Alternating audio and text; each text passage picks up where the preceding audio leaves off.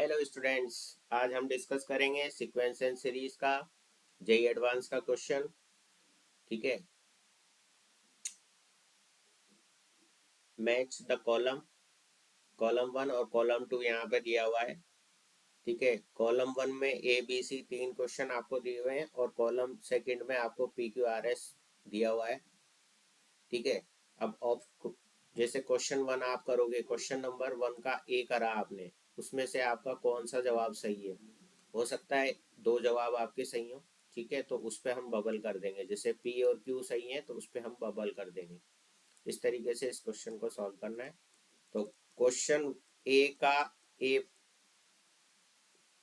में क्या दे रखा है, if a B C are non zero real numbers such that 3a² plus B square plus C square plus 1 that is equal to twice of a plus b plus c plus ab plus B C plus C A, ये आपको दे रखा है। और पूछा है A B C are in AP में होंगे या जीपी में होंगे, वो आपको बताना है। ठीक है, तो यहाँ ये जो आपको दिया हुआ है टर्म, इसको आप कैसे लिख सकते हो, twice of a square plus B square plus C square plus a square plus B square plus C square plus 3। इस तरीके से मैं लिख सकता हूँ भाई, इन दोनों को ऐड करूंगा तो यही मिलेगा। ठीक है, और इस साइड आप A plus B plus C ऐसे लिख लो ट्वाइस ऑफ, और twice of A B plus B C plus C A कर दो। ठीक है, अब ये वाले टर्म को ये वाले टर्म के साथ करना है, यानी कि इसको इस साइड ले आओ।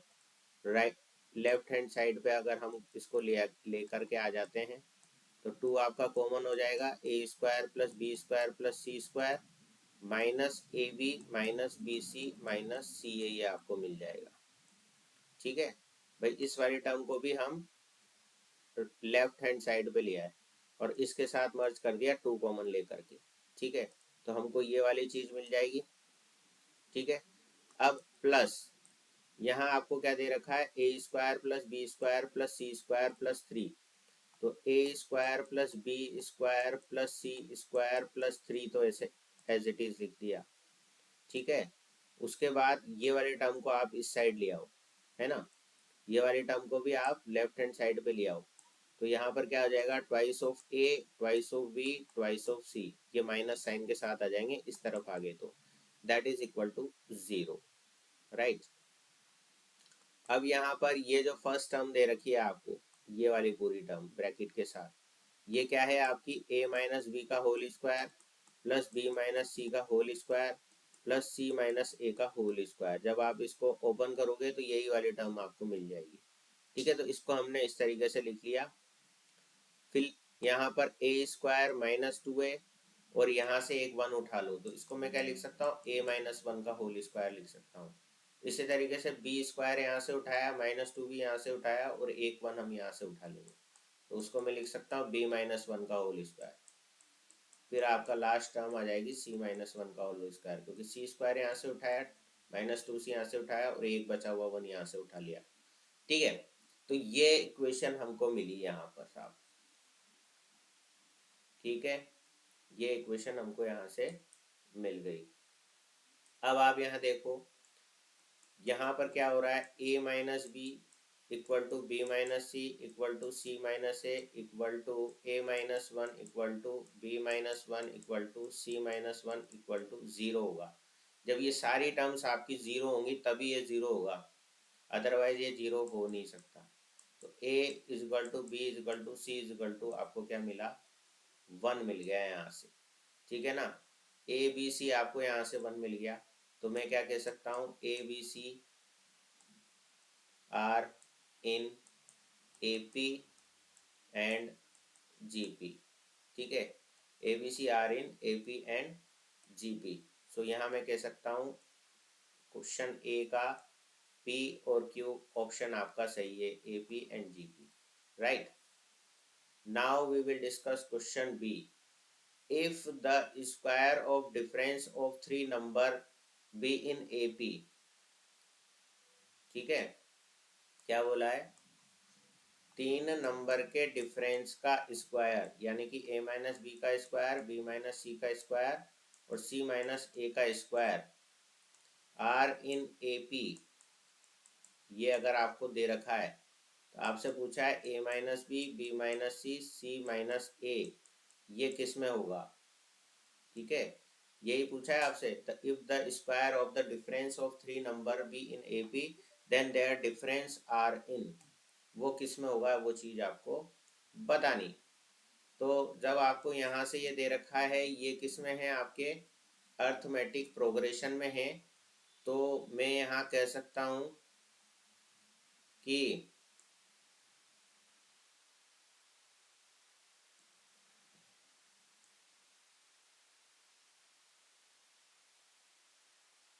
b माइनस सी का whole square minus a minus B का whole square is equal to c minus ए का whole square minus of b minus सी का होल स्क्वायर। ठीक है, कॉमन डिफरेंस इक्वल होगा भाई, सेकंड टर्म में से फर्स्ट को सब्सट्रैक्ट कर दिया, थर्ड में से सेकंड को सब्सट्रैक्ट कर दिया।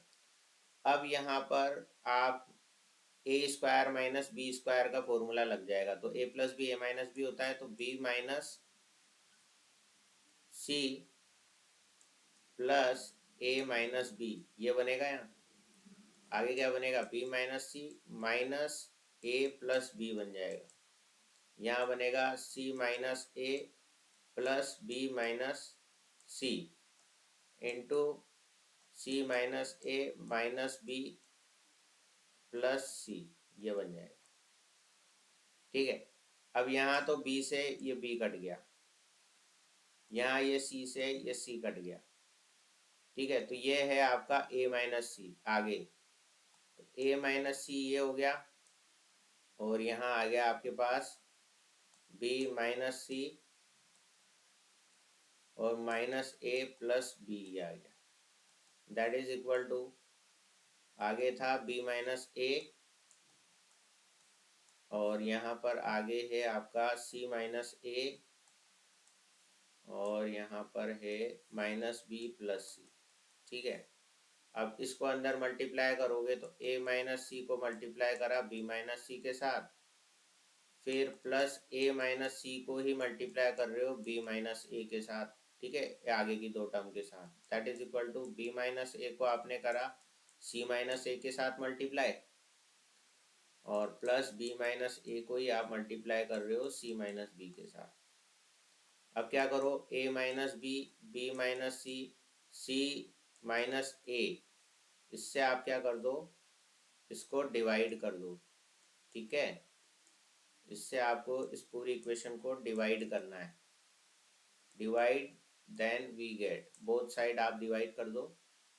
तो यहाँ पर जब आप डिवाइड करोगे a माइनस बी माइनस सी और c माइनस ए के साथ, तो ये बचेगा माइनस का 1/, आप देख लो a माइनस सी, यानी कि ये कटेगा, ये माइनस साइन दे देगा, ये भी कट जाएगा, ए 1/, a माइनस बी बच जाएगा। नाउ ये सेकेंड टर्म है, इन दोनों में से आप माइनस कॉमन ले लो। ठीक है, तो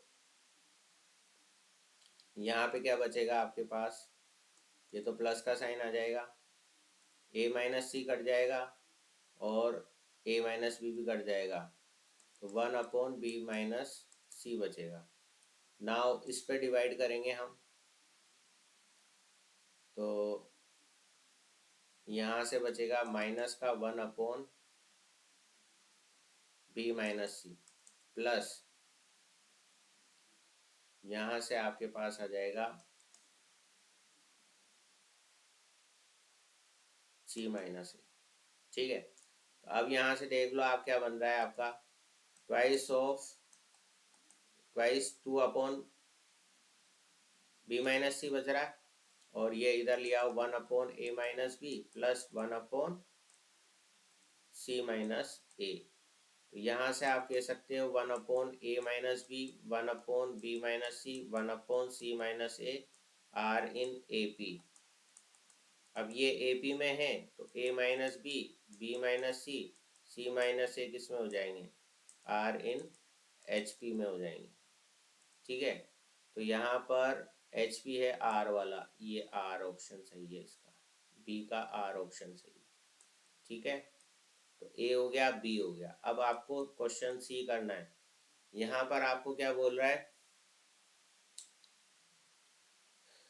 if A minus B A x minus B Y A X square minus B Y square, A और बी नॉट इक्वल टू 0 है, आर इन जीपी में दे रखे हैं, then x y A x minus B y upon a minus b are, इसका solution आपको बताना है।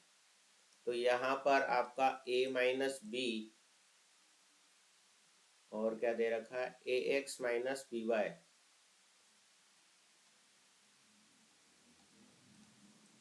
और थर्ड टर्म आपकी है A X square minus B Y square, are in GP में आपको दे रखा है। तो जीपी का क्या होता है, A x minus B Y, इसका whole square A minus B A X square minus B Y square, ये मल्टीप्लाई कर देंगे।